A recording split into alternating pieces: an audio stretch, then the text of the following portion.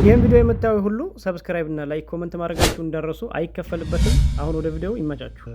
አማጺያን ቫይለንስ ጋር ሆነስት እንሆን።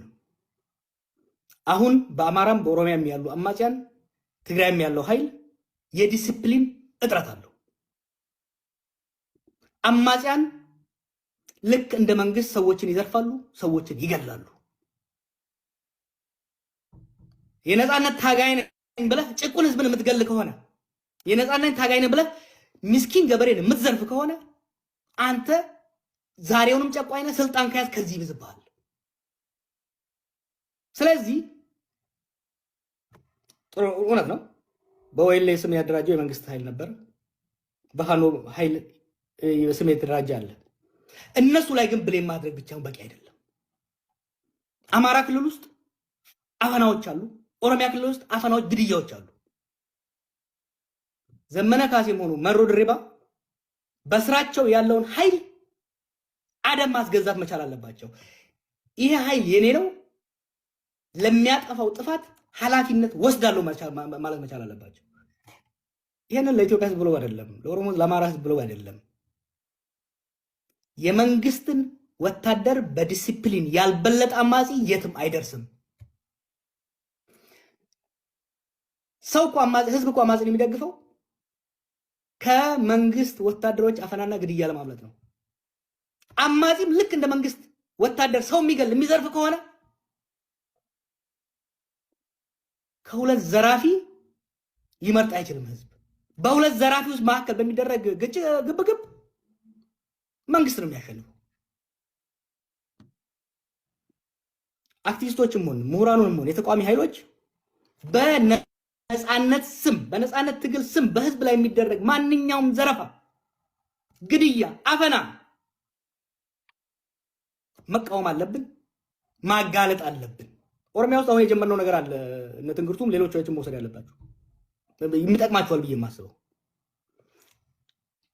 ኦኤልኤ ሲነሳ ከዛ ተበጣጥሰው ከመንግስት ጋር መንግስት አሁን የሚገርም ነገር ነው የፈጠረው። ወደ መንግስት እጅ የሰጡትን ኃይሎች ጸጉራቸውን ዩኒፎርማቸውን ሳይለውጥ መልሶ አስተማርቷቸዋል። ስለዚህ ዋና ኦኤልኤ ይሁን የመንግስት ኦኤልኤ ሰው አያውቅም።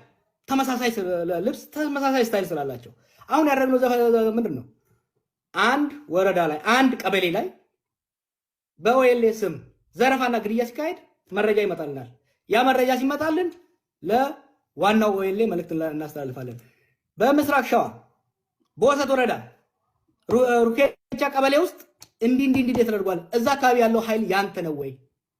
ያንተ ከሆነ እርምጃ ውሰድ፣ ቅጣ፣ አስተካክል። አይ የኔ አይደለም ካለ ህዝባችንን ያ የነጻነት ሰራዊት ሳይሆን የፖለቲካ ኃይል ሳይሆን ተራ ሽፍታ ነው ካልከው ባይዘው አማጺ ሰው ፋኖንም ወይሌንም የሚያባብለው የፖለቲካ ኃይል ስለሆነ ብቻ ነው። የፖለቲካ ጃኬቱን ካወለክለት ተራ ሽፍታን ህዝቡ ልክ ያስገባዋል። ስለዚህ አማጺያንም ከመንግስት በእጥፍ ድርብ የተሻለ ከመንግስት ወታደር እጥፍ ድርብ የተሻለ ዲሲፕሊን ማሳየት መቻል አለባቸው። ምክንያቱም ህዝባችን በተለይ በገጠሩ አንዱን በሬ ያርድበታል፣ አንዱ መጥቶ ያኛውን በሬ ያርድበታል። መሬቱ ሳይታረስ ያድራል። this is ridiculous። ይሄንን ሁሉም አማጺያን ሲሪየስሊ ወስደው በወታደሮቻቸው ላይ አንደርስታንድ አድርጋለሁ። የአማጺያን አፈጣጠራቸው በአንድ የመጣ ስለሆነ የተማከለ ዲሲፕሊን ያለው ኃይል መፍጠር ጊዜ ወስዳል። ከዚህ በላይ ግን የኔ ወታደር አይደለም እያደረገ ያለው በማለት በወለጋም ይሁን በሌላ የሚደረገው ወለጋ ላይ ስፔሲፊክ ያለው ነገር ባለፈው ብዬ ነበር። ራስን ጠይቅ። ወለጋ ላይ ከ2019 ከ2020 እስከ 2022-23 ድረስ አማራ ነበር ሲገደል የነበረው። መንግስትም ሲለው አማራ ተገደለ፣ በወይሌ የተገደለ ነው። ኦሎፈሰደን አሁን ደግሞ ፋኖ ኦሮሞን ገደለ ነው የሚባለው። ይቺ የፖለቲካ መሰሪነትንም መረዳት፣ ይሄን ለመቋቋም የምናደርገው ኮሚኒኬሽኖች መሻሻል አለባቸው። ያማጺ አመራር በስራችሁ ያላቸው ወታደሮች አደብ አስገዙ፣ ዲሲፕሊን አስገዟቸው። ከዛ የተረፈውን በህዝባዊ ትግል ማስተካከል የሚቻል ይሆናል።